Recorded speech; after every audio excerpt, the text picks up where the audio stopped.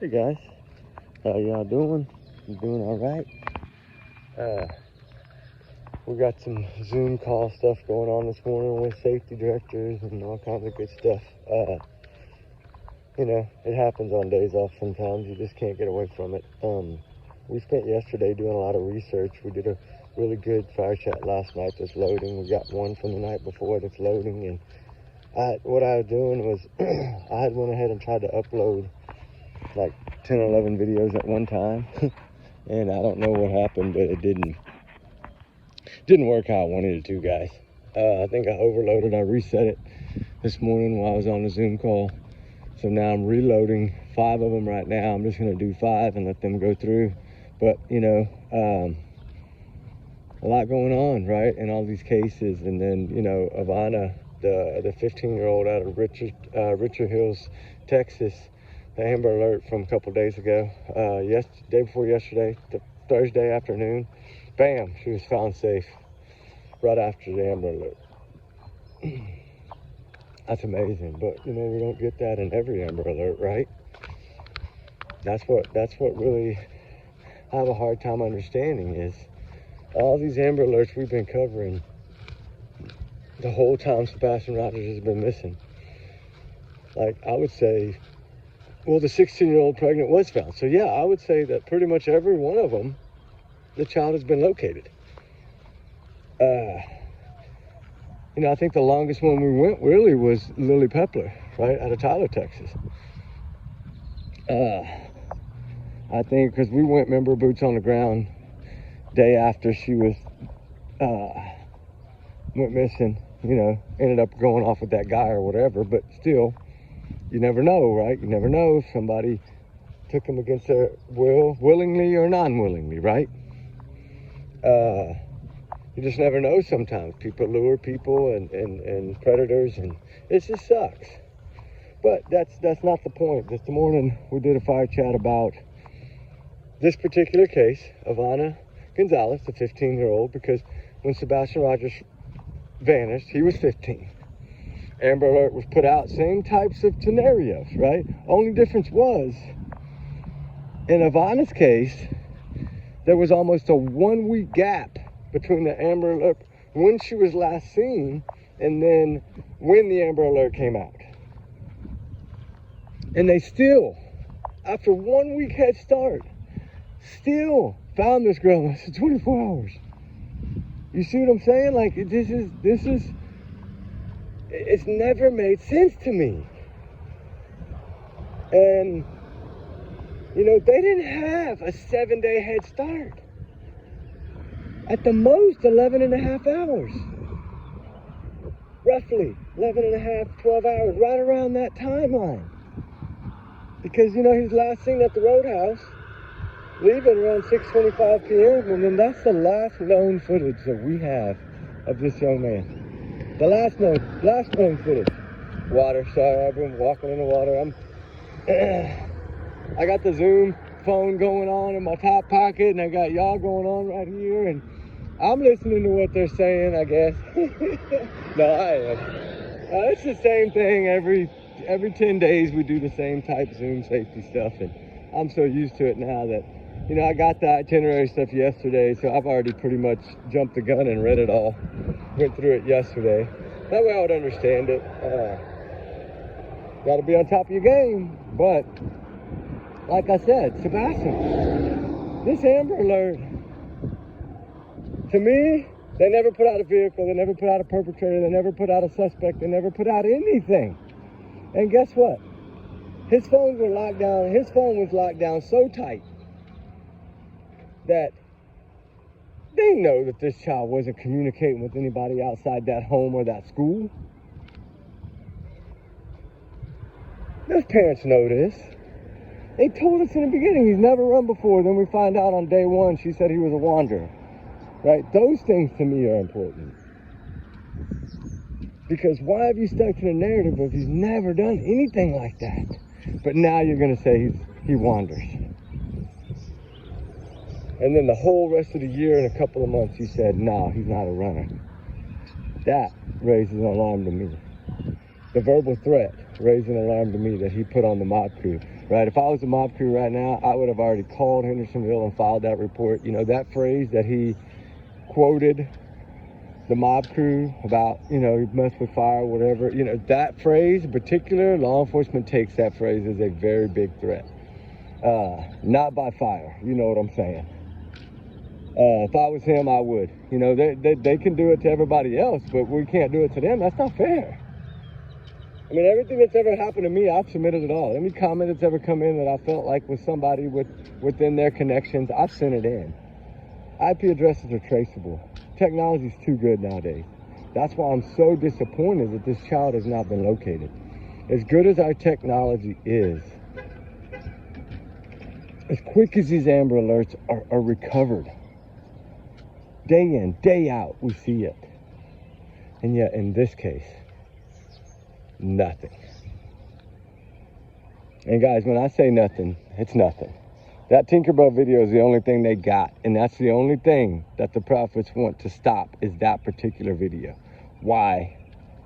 Because that particular video holds the key to this case. I truly believe that in my heart. I've been there. I've been on that ground. I've been in that neighborhood. I've been to those areas multiple times. This kid did not walk out of that home on his own and outsmart FBI, Secret Service. You know, how can he do it? Being on the spectrum,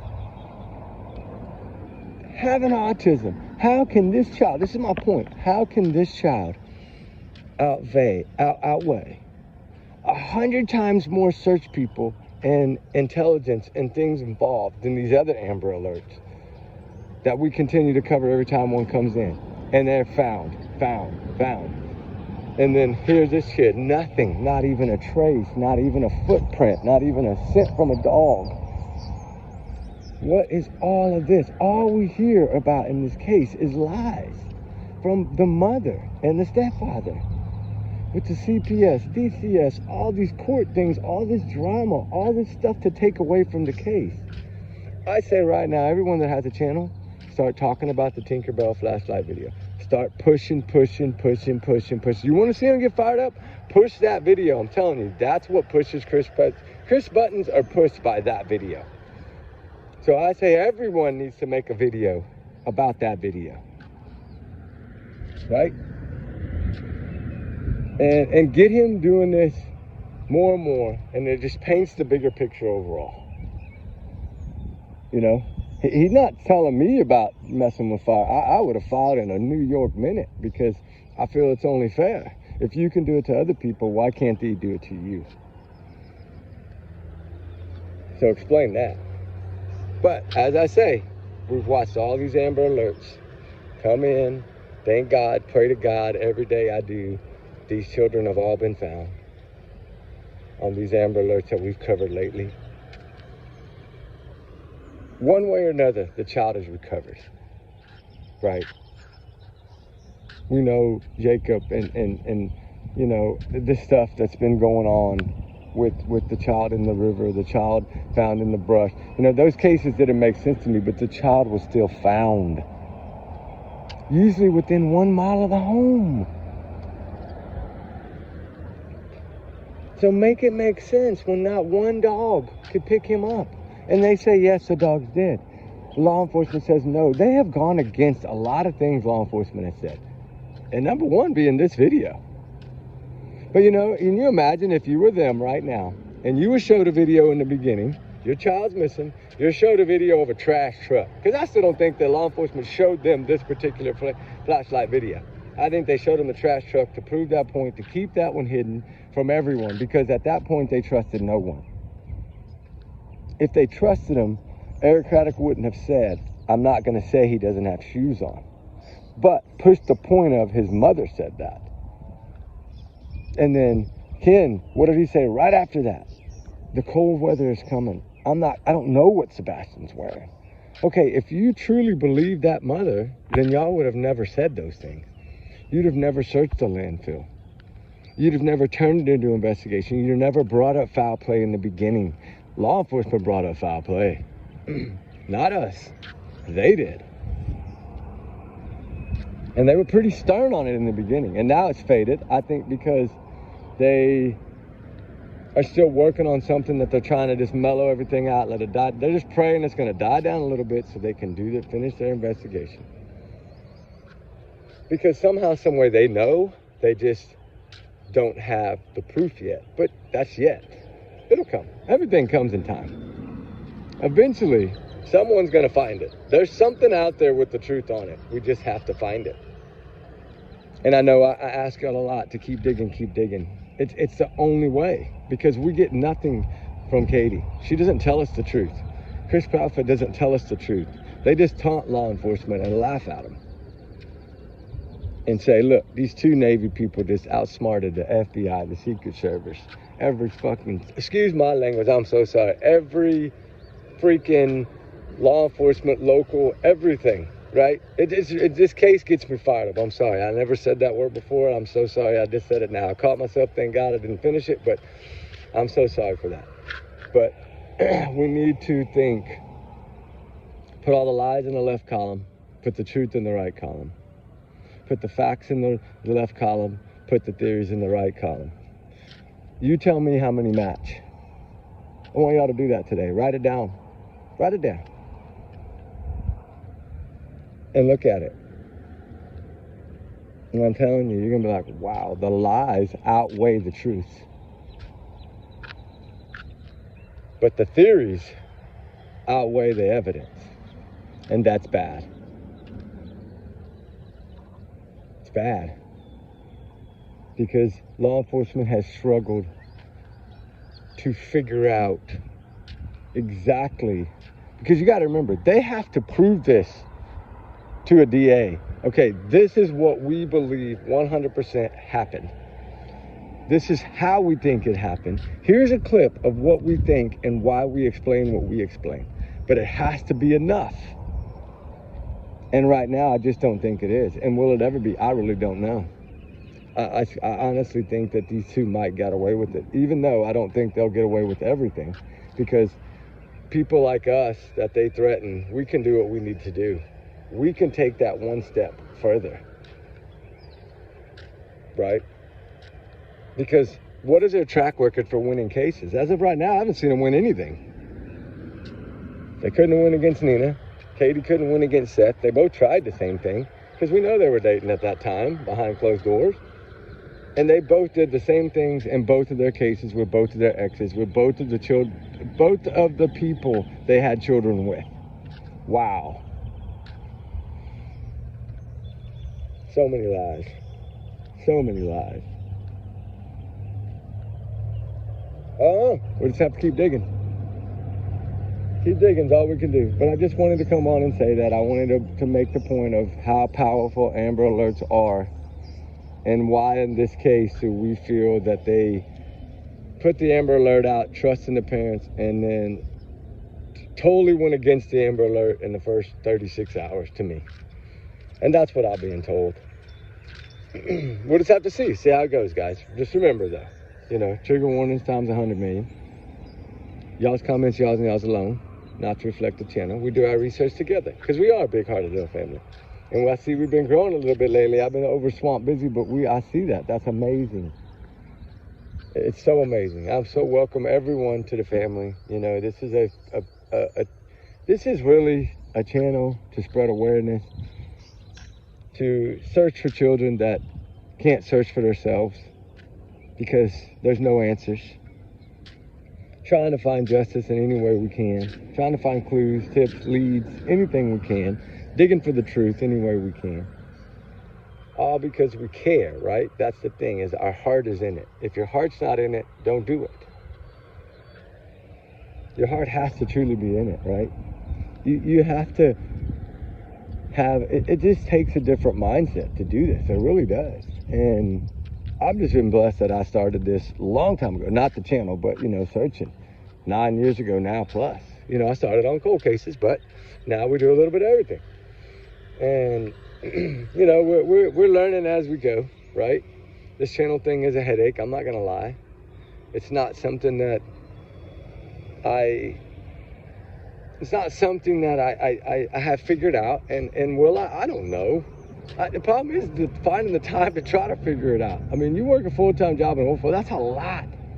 80, 100, 120 hours a week, and then you only get 7 days off. And then in those 7 days, you gotta bond with family, take care of your personal business, take care of bills, food, all those things that we have to do as family, and then, you know, do YouTube, right? Keeping up with everything all day is a task within itself, right? A lot of people don't know that. I mean, I spend 17, 18 hours a day working on cases and work, and it's just a lot. But it's okay. I mean, I enjoy it. My heart is in it. And so I don't look at it as it's a job. I look at it as it's making a difference. And that's what we got to keep doing. Keep praying, keep making a difference. The power of prayer is, I'm telling y'all, it's huge. Y'all know that. But anyway, I just wanted to say I'm so sorry that I haven't got back to all y'all's comments as fast as I used to. But the overload has just been a lot of overload. And I've been trying to make ways to I've been trying to find the truth in a lot of these cases, and when you go to Tennessee and spend a day, go back the next day, spend a day, and you know, you got 40 hours of busting your butt, then you got to go back and look at all the drone footage, and you got to go back and do all that stuff, right? Plus, you have to try to work on new stuff, plus you have to check updates every day. It's like I said, it's a lot, but you know what? I'm sorry I haven't got back to all y'all right away, but y'all know, the ones that have been here since the start know I'm always going to get back to you. Even if it is a day or two later, I'm going to get back to you. I've just been overloadedly swamped, and then I keep somehow messing this up. Ever since that phone got in the water and had to get, ever since then, I've had trouble loading anything. And I don't know what it is. I don't know what I'm doing wrong, but you know, I got a guy today supposed to help me this afternoon around 5, and so hopefully that'll fix the problem, because like I said, I'm stacked on like 26 videos right now that I need to get uploaded. And a lot of them being search videos, but I still need to get them up because I took the time to make them, right? So and I want to share this information. I want to show all these areas over there that we searched. And, you know, I showed you the drone footage and some of the later clips, but I don't even know if they've even uploaded yet, right? But anyway, y'all know where I'm getting at. I love y'all guys, and me and Ruby love y'all. We appreciate everything y'all do. All the support, all the amazing support always, the kindness, the big hearts, we love it all. And let's keep it up. Let's keep fighting for these children and these missing, and keep digging. Sebastian's out there somewhere. We just got to find him. But if we don't find the truth, we can't find him. And so with that said, remember, these are just my thoughts, my free speech, my opinion. This is just how I feel about this case and what's going on within this case, right? This is my big alleged bubble protects me. But, you know, y'all guys have a wonderful day. Trigger warnings always. Prayers for all the missing, all the runaways. They run for a reason. Let's keep them all in our prayers. But just think about that for a minute. Go back and just look at all the Amber Alert videos we've done and how we get to report that they're all safe. Just like Ivana now. Ivana Gonzalez, 15-year-old, found safe less than 24 hours after Amber Alert went out. Bam. Just like that. Wonderful news. But why was this the opposite for Sebastian Rogers and Summer Wells? Let's think about that. Right? All right, guys. Talk soon. We love y'all. All right, guys. Bye.